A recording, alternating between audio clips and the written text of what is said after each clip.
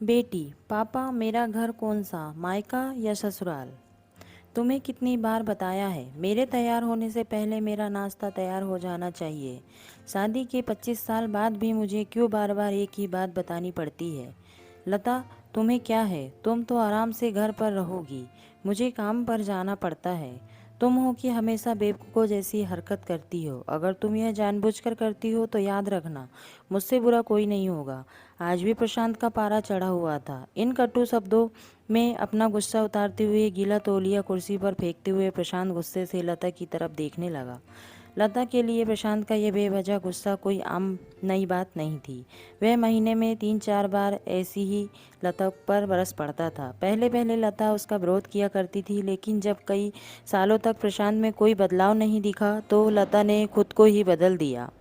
अब प्रशांत के कुछ भी कहने से लता को कोई फर्क नहीं पड़ता था। प्रशांत की हर बात वो चुपचाप सिर नीचे झुकाए सुन लेती थी।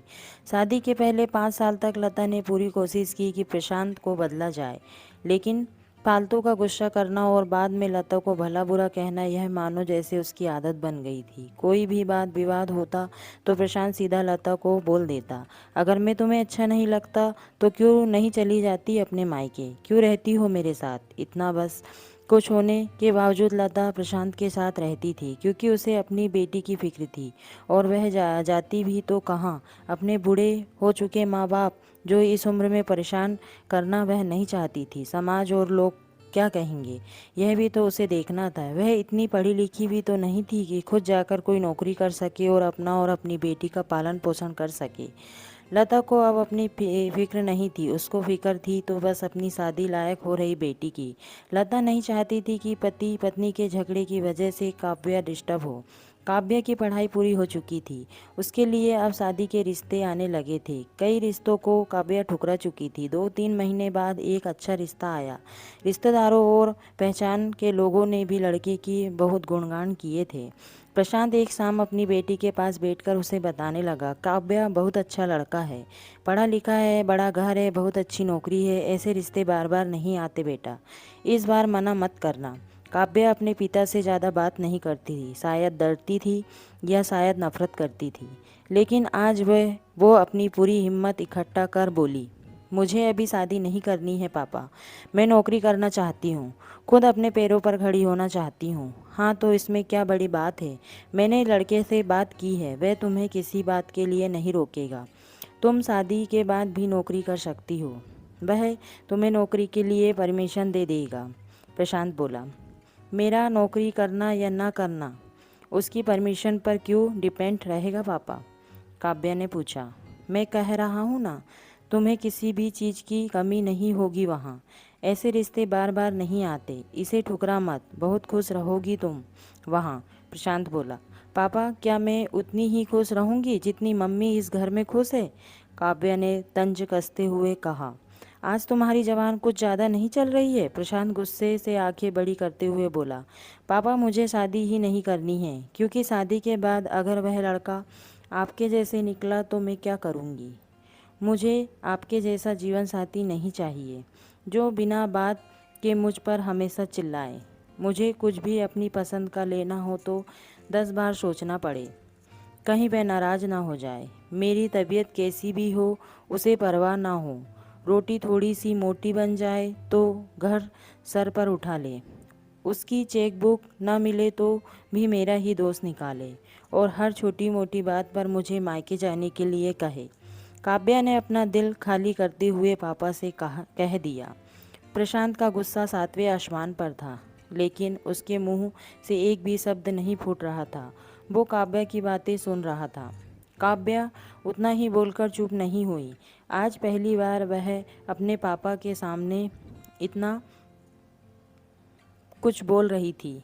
पापा, आपने माँ के साथ हमेशा गलत व्यवहार किया है। आप अपने आप इसका गुस्सा बिना सोचे समझे माँ पर उतार देते हैं। कभी इस बात की परवाह भी नहीं करते कि उन्हें कैसा लगता होगा। आपकी बातें सुन सुन माँ ने अपना अभिमान स्वाभिमान खो दिया। प्रशांत आज पहली बार अपने किए बर्तावों को महसूस कर पा रहा था। वो इतनी ही बोल पाया, जो तुम्हारा मन हो वो करो। मैं तो इतना बुरा हूँ ना? काव्या ने प्रशांत का हाथ पकड़ा और बोली, पापा मुझे सिर्फ एक सवाल का जवाब दे दो। क्या आप चाहोगे कि मेरा पति आपके जैसा हो? अगर आपका जवाब हाँ है तो कर दीजिए मेरा रिश्ता आज ही, और ना है तो मुझे आत्मनिर्भर बनने दीजिए। प्रशांत कुछ भी ना बोल पाया और वहाँ से चुपचाप बाहर चला गया। आज उसे लता के सामने जाने में शर्म आ रही थी। चलते चलते उसकी आंखों से आंसू बह रहे थे। प्रशांत ने आज से पहले अपने आप को बदलने का निश्चय किया। पहले दिन से लता ने अपने पति में काफ़ी बदलाव देखा। वह सोचने लगी कि जो हिम्मत काव्या ने दिखाई, वह हिम्मत अगर मैं पहले ही दिखा देती तो शायद आज परिस्थिति कुछ और होती। अब काव्या पढ़ लिख कर अच्छी नौकरी करने लगी थी और 3 साल बाद उसके लिए एक अच्छा रिश्ता आया। और उसकी विदाई पर प्रशांत बोला, बेटा तू हमेशा खुश रहेगी क्योंकि तेरा पति तेरे बाप जैसा नहीं है। प्रशांत की यह बात सुनकर लता और काव्या की आंखों में आंसू बहने लगे।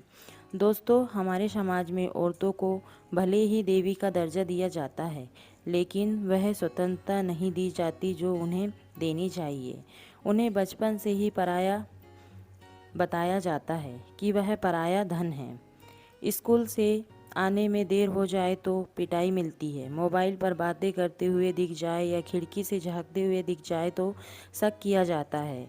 माँ बाप का घर तुम्हारा नहीं, पति का घर ही तुम्हारा है। जीवन भर यह बातें बता बता कर उन्हें ससुराल भेज दिया जाता है और एक दिन किसी छोटे मोटे झगड़े में ससुराल वाले से उन्हें सुनना पड़ता है कि इस घर को छोड़ दो और मायके चली जाओ। अब आप ही बताओ दोस्तों, ऐसी स्त्रियों का सच्चा घर कौन सा है? आखिरकार वह किस घर को अपना कहे? तो दोस्तों, ये छोटी सी कहानी आपको कैसी लगी? प्लीज़ लाइक एंड कमेंट्स करके ज़रूर बताइए।